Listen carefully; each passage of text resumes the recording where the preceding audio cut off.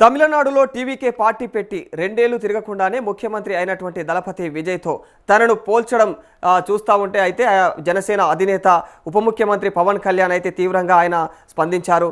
చాలామంది తనకు అయితే ఈ యొక్క విషయంలో సలహాలు సూచనలు ఇస్తున్నారు అని చెప్పేసి తెలియజేశారు.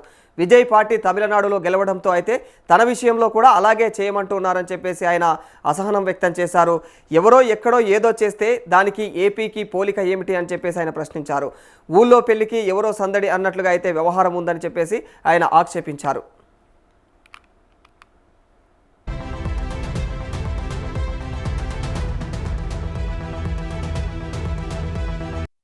తమిళనాడు రాజకీయ పరిస్థితులు వేరు, ఏపీ రాజకీయం వేరు అని చెప్పేసి పవన్ అన్నారు.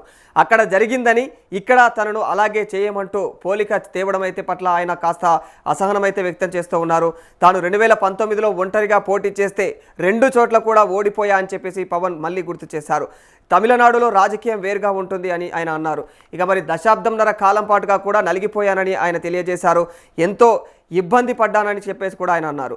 మరి నాకు మెసేజ్లను పంపడం కాదు, పరిస్థితులు అర్థం చేసుకోవాలని చెప్పేసి కూడా ఆయన కోరారు.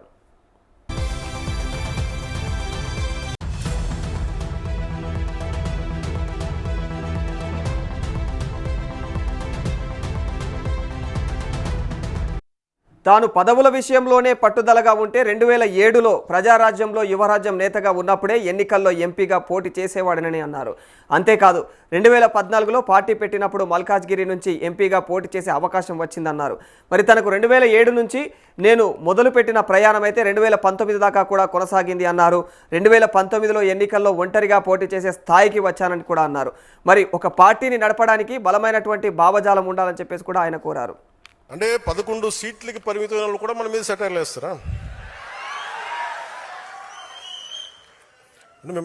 నేను ఎక్కువ మాట్లాడిన వాళ్ళ గురించి కాదు, వాళ్ళు ఒకేసారి చేరంటే కొంచెం చిరాగా వేస్తారు కదా, మనకు కూడా చాలా ఆపన్నాయని. ఒక ముఖ్యమంత్రి అయిపోవచ్చు అన్న ఆలోచనతో పెట్టలా.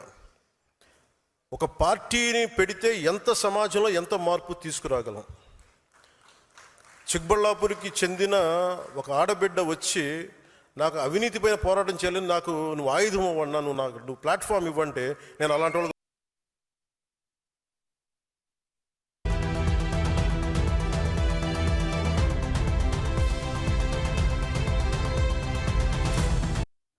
అధికారంలోకి ఇలా వచ్చి అలా కూర్చోవడం కాదు, పార్టీని బలమైనటువంటి భావజాలంతో నడపాలి అని పవన్ అన్నారు. వామపక్ష నాయకులు ఎంతో నలిగి క్షేత్రస్థాయిలో పార్టీ నిర్మాణం చేస్తారని అన్నారు. అలాగే కాంచీరాం వంటి నేతలు కూడా ఎన్నో ఇబ్బందులు పడ్డారని ఆయన తెలియజేశారు. తాను కూడా పార్టీ ఏర్పాటు తర్వాత అనేక కష్టాలు పడ్డాను అని చెప్పేసి తెలియజేశారు. పార్టీ అంటే అందరూ కూడా ఎదగాలని, నాయకుడిగా ఉంటూ పార్టీ సిద్ధాంతాలను ముందుకు తీసుకుని వెళ్ళాలని చెప్పేసి ఆయన కోరారు. మరి జనసేన ఆ విషయంలోనే ముందుకు సాగుతుందని చెప్పారు.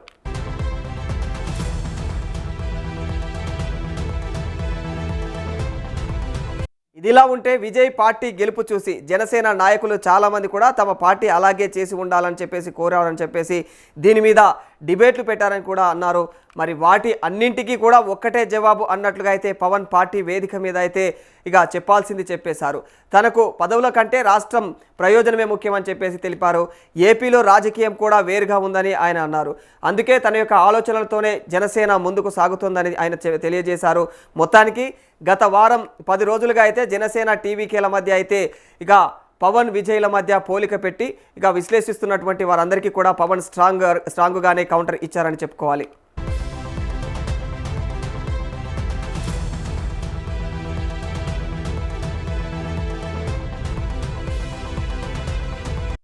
ఇక తమిళనాడులో టీవీకే పార్టీ ఘన విజయం సాధించింది. తమిళనాడు ముఖ్యమంత్రిగా బాధ్యతలు చేపట్టిన విజయ్ బుధవారం అసెంబ్లీలో నిర్వహించినటువంటి బల పరీక్షలో ఘన విజయం సాధించారు. మొత్తం 144 మంది ఎమ్మెల్యేల మద్దతుతో విజయ్ సర్కార్ తన యొక్క బలాన్ని నిరూపించుకుంది.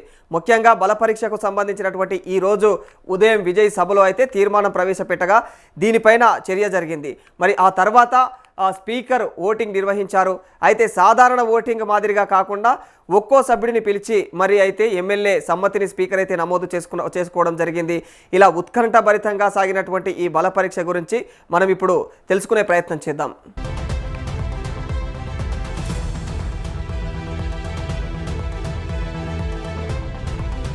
బల పరీక్షకు ముందే అధికార డీఎంకే కీలక నిర్ణయం తీసుకుంది. ముఖ్యమంత్రి విజయ్కు వ్యతిరేకంగా జరిగే ఈ యొక్క ఓటింగ్లో తమ పార్టీ పాల్గొనడం లేదని డీఎంకే నేత ఉదయనిధి స్టాలిన్ అయితే అసెంబ్లీలో స్పష్టం చేశారు. టీవీకే ప్రభుత్వానికి మెజారిటీయే లేదని, తమ కూటమి మద్దతు వల్లే అయితే ఆయన ప్రభుత్వాన్ని ఏర్పాటు చేయగలిగారని చెప్పేసి తెలిపారు. మెజారిటీ సాధించేందుకు విజయ్ ఎమ్మెల్యేల కొనుగోళ్లకైతే పాల్పడ్డారని చెప్పేసి కూడా ఆయన ఆరోపించారు. దీనివల్ల రాష్ట్రం పరువు పోతుందంటూ డిఎంకేకు చెందినటువంటి 59 మంది ఎమ్మెల్యేలు సభ నుంచి వాకౌట్ చేశారు. దీంతో సభ మొత్తం బలం అయితే 233 నుంచి గణనీయంగా అయితే తగ్గిపోయింది. మరి ఇది పరోక్షంగా విజయ్ నేతృత్వంలోని టీవీకేకు మెజారిటీ మార్కును సులభతరం చేసింది.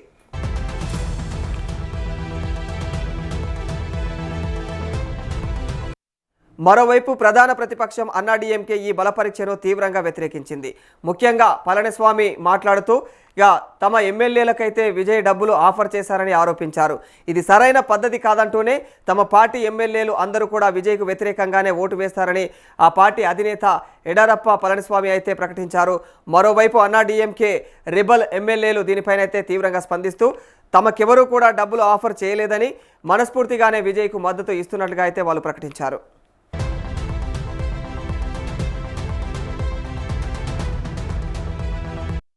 గత నెలలో జరిగినటువంటి ఎన్నికల్లో విజయ్ నేతృత్వంలోని టీవీకే 108 స్థానాల్లో విజయం సాధించి అతిపెద్ద పార్టీగా అవతరించింది. అయితే సొంతంగా ప్రభుత్వం ఏర్పాటు చేసేందుకు అవసరమైనటువంటి 118 స్థానాలకు 10 సీట్ల దూరంలో అయితే నిలిచిపోయింది. దీంతో కాంగ్రెస్, లెఫ్ట్ పార్టీలు, వీసీకే మద్దతుతో అయితే తమిళనాడులో తొలిసారిగా అయితే ఒక ప్రత్యేక కూటమి ప్రభుత్వం అయితే ఏర్పడింది. మొత్తంగా 120 మంది ఎమ్మెల్యేల మద్దతుతో సీఎం అయ్యారు. కానీ తాజాగా ఒకే ఒక్క ఓటుతో అయితే గెలిచినటువంటి శ్రీనివాస సేతుపతి బలపరీక్షలో అయితే పాల్గొనకూడదని మద్రాసు హైకోర్టు తీర్పునిచ్చింది. ఇలా మంగళవారంకు టీవీకేకు 119 మంది ఎమ్మెల్యేల మద్దతు ఉండగా ఉత్కంఠత నెలకొందనే చెప్పుకోవాలి. కానీ మరి డిఎంకే వాకౌట్తో అయితే ఈ యొక్క సభ పూర్తిగా అయితే బలం తగ్గిపోయింది. ఇలా బలపరీక్షలో 144 మంది ఎమ్మెల్యేల అండతో విజయ్ తన యొక్క ప్రభుత్వాన్ని సుస్థిరం చేసుకున్నారు.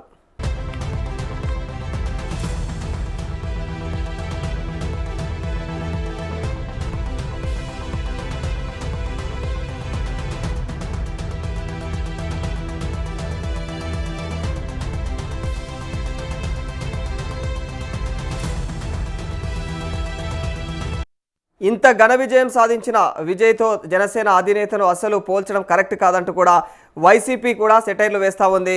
ఒంటరిగా పోటీ చేయలేని వ్యక్తి ఇంకా సీఎం ఎలా అవుతారంటూ కూడా తమదైన శైలిలో అయితే విరుచుకుపడుతూ ఉన్నారు.